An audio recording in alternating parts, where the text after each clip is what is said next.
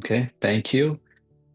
So we are on the fourth episode of the six episode series. This one is version control with Git, and we've been building the Mode Code application so far. So today we're gonna do some version control to just make sure how to save and track our code, and then be able to push it to GitHub.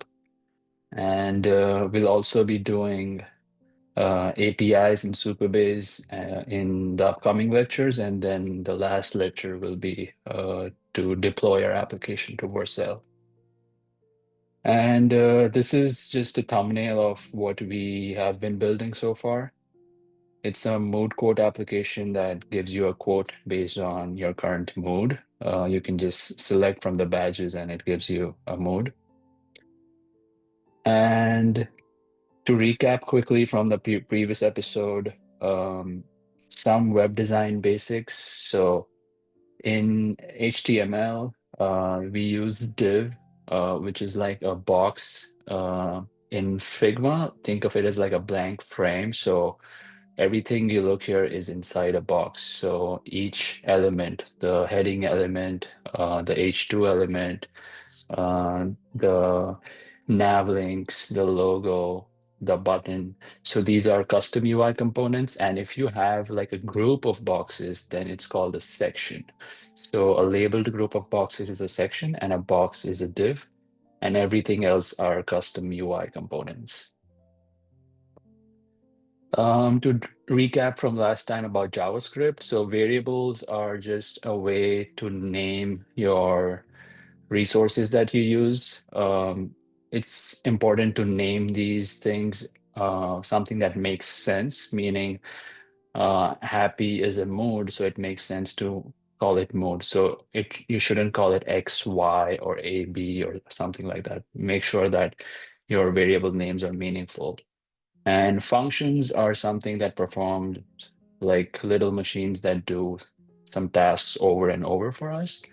And event listeners are used when you want to map your user interaction with an action that you can undertake. So, for example, when a user clicks get quote, you want it to handle with a function. So, handle get quote right here would be the function, and on click would be the event.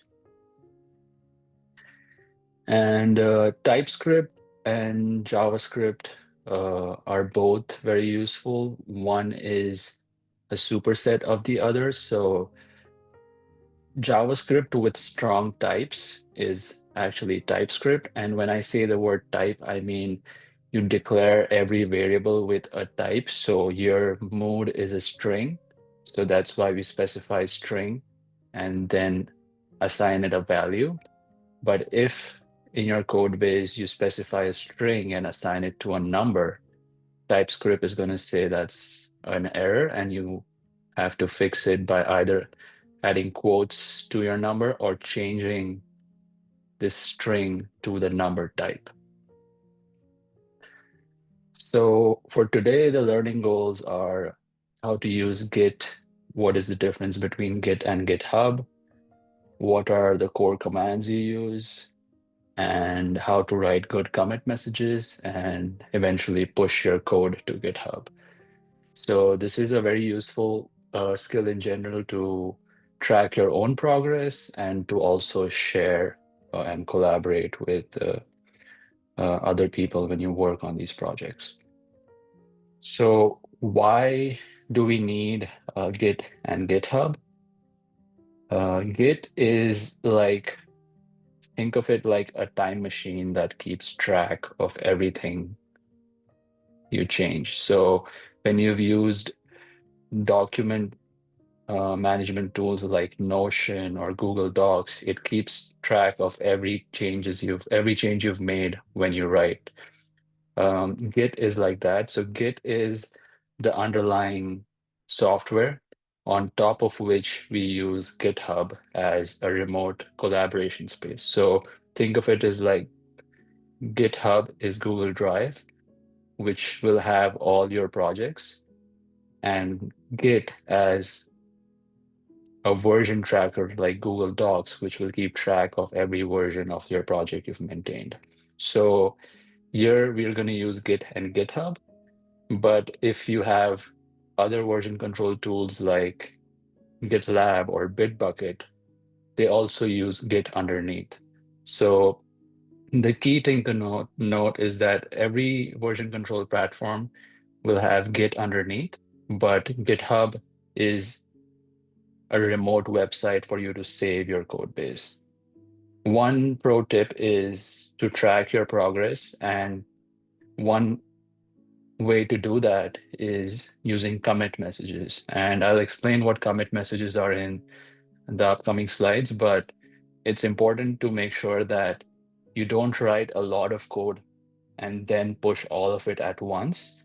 You write code in chunks, and all your commit messages should be atomic in nature. When I say atomic, what I mean is it should only do one thing at a time.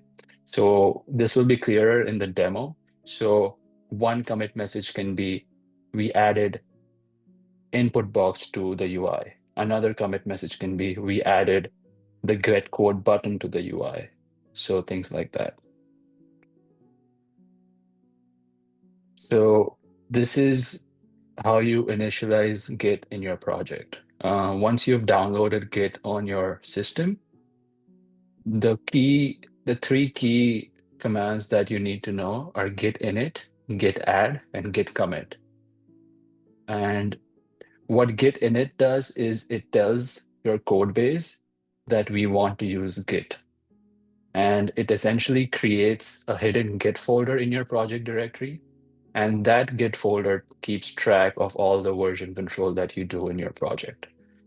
So git init will initialize it.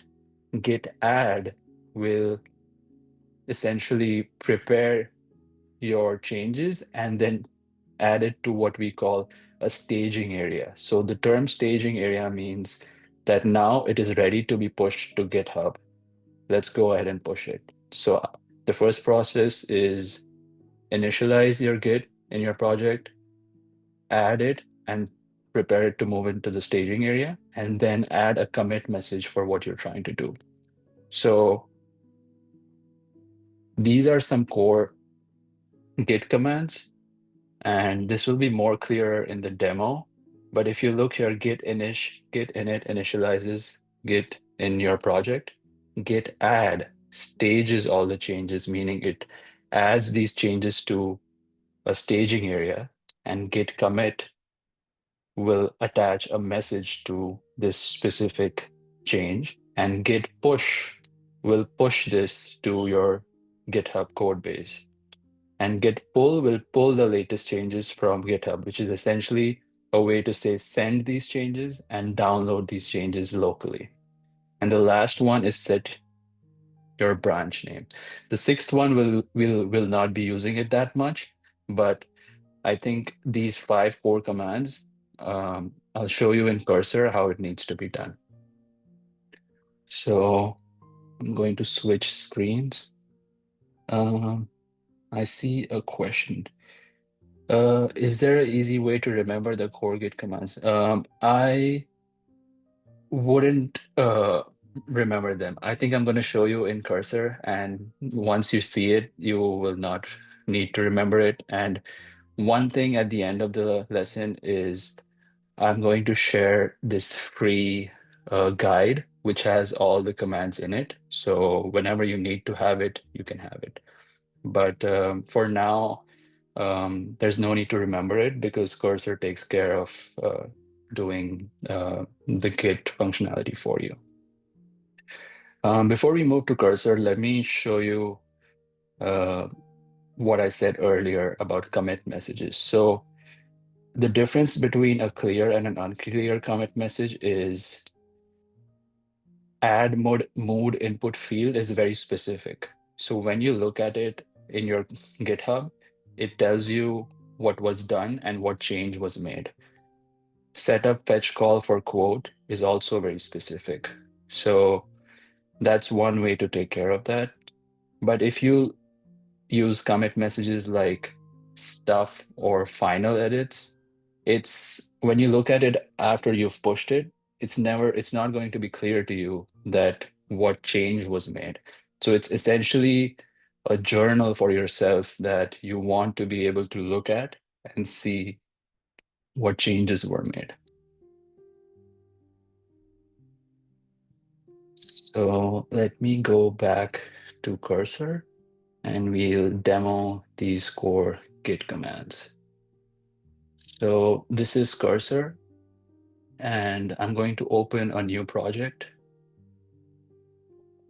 inside the folder you like. So I'm inside lessons. I'll create a new folder here. Let's call it Git intro. And let's open this. And so you see it's an empty code base with nothing on the left, no code, and a chat panel on the right. So to prompt first, let's click here so that we have the terminal, and then we can introduce a new concept of something called a README file. So a README file is something that explains what this code base is, meaning it's the first markdown file that you'll read that will explain what this code base is. So let me prompt something like add a basic template for readme.md for this project. I will add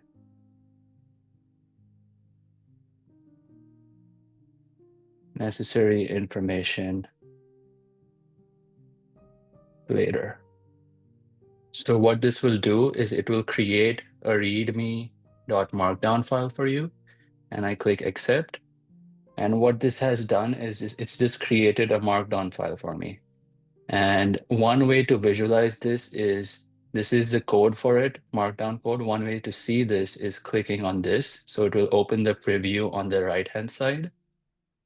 And here, if you see, you have project name, features, installation, contribution. So it's just like a basic template. So anytime you start a new project, it's best to start with a readme.md file, which has some documentation of what you're trying to do. So let's go back to Git. So the first command was git init. So I'm going to type git init uh, in the terminal. And it says initialize empty Git repository in this folder, which means now we've informed our project folder that we're going to be using Git. So if we look now, the next command in here was git add.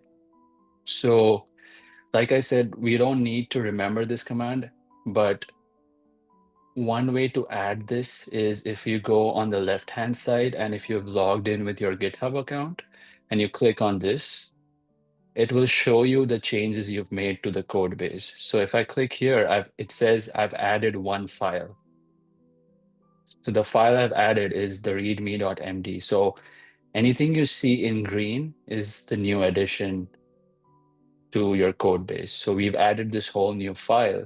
So one way to add this, so if I say, like I said earlier, git add dot stages all the changes, but if I want to do it without using the command and directly in Cursor, I'm going to click here, stage all changes,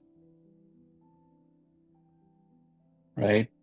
So now the next thing is the second thing is save these changes with a message by using this command. So again, you don't need to remember this command. Cursor has something called the commit message box, and you can write the commit message here itself. But Cursor has this generate commit message, which uses AI to generate the commit message for you, so you don't have to write it. So I'm just going to click on that. And it says add initial readme with project details. So it generated the commit message for you. So if you struggle with how to draft a proper commit message, I would just generate a commit message here. But sometimes the thing is, when you generate, it generates a lot of a long text. But if you want your commit message to be brief, you can ask it to be shorter. But this is good. And then I'm going to click commit. So now we've done the third step in our core Git commands. The fourth step is to push it to GitHub. So now if you see, we've not written a single command so far. And if you want to push this to GitHub, you click publish branch. So what this will do is up top, it will ask me, do I want it to be a private repository or a public repository? So the word repository here means it's just a project folder. So do you want it to be private to you, or do you want to be a public repository? I'm going to click on private. And it says up here publishing, and now it's published. And then I can click on open on GitHub, and it should have been pushed to GitHub. So here, this is pushed. We have a new repository on GitHub, and we've pushed our folder. So here, if you look, we have one commit message. So this is the commit message I just added from Cursor, and it was pushed to GitHub. So we've looked at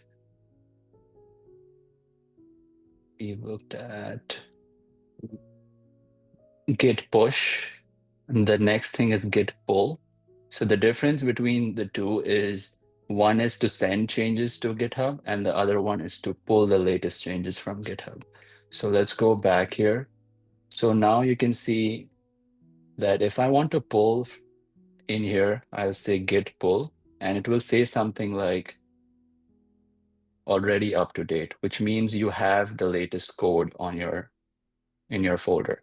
Another way to do this is if you click on these three dots, it's going to ask you pull, push, and all these commands. What I usually do is I go all the way to pull, push, and then I say pull from, and then I select where I want it. So right now we only have one branch. So I'm going to say pull. It's essentially doing the same thing, that it's pulling from the code base. So writing git pull here is the same thing as going here and doing pull from remote branch. So they're both the same thing. It's just one is from the command line and the other one is from the tool. So let me show you if you want to change something and then push. So suppose you change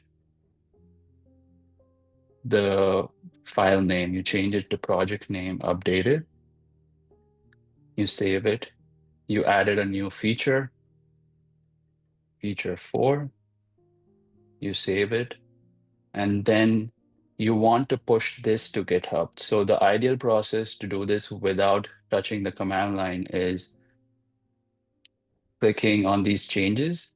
And here, if you see, the red one indicates what was deleted, project name was deleted, and project name updated was added. The green one is also an addition. So if you remove something, it's going to be red. So let's go back to this one, and let's say I removed feature 2 and hit save. So now it's going to show me one more that feature 2 was removed and these 2 changes were made.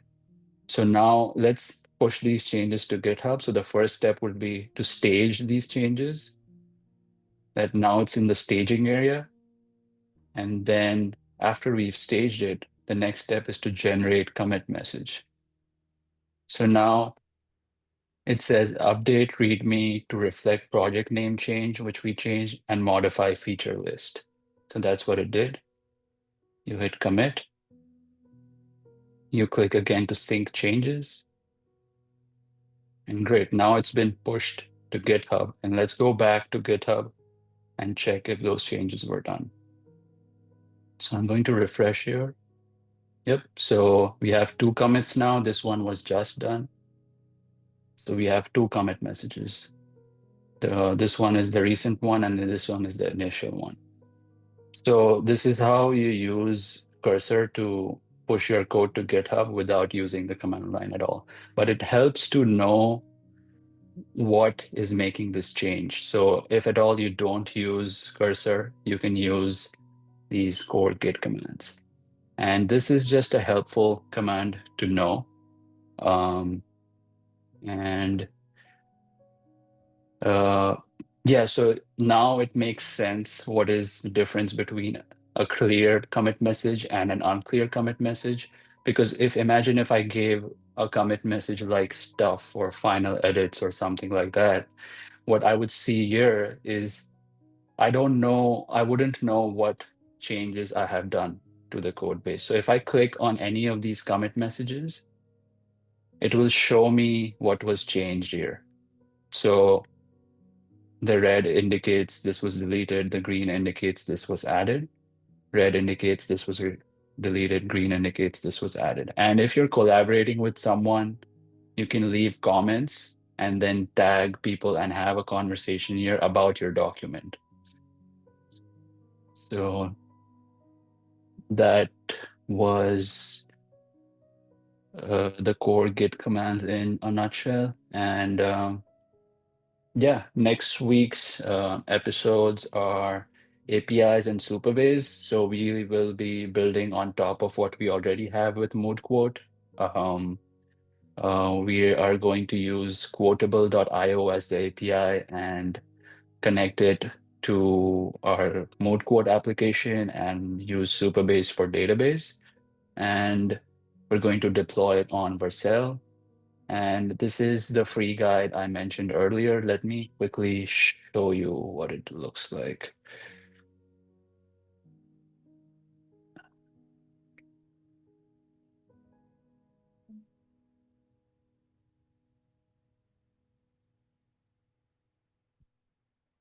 Yep, so this is the guide I made for everyone. It's just explaining everything I explained in this session. Difference between Git and GitHub, core Git commands, and some general tips about how to draft commit messages and make sure that when you push commit messages, they're very atomic and small in nature. You don't want to push too many changes at once. You want to be very specific with your Git commands. And yeah, let me show this for a while. So if you want, you can access it.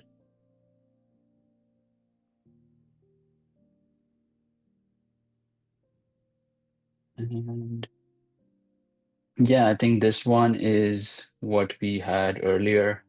This has all the step-by-step instructions for the whole setup, like downloading Cursor, installing Node, and then everything else you will be needing for the next two episodes and the course in May. And this one is the link for the course that we have starting May 20th. And if anyone has any questions,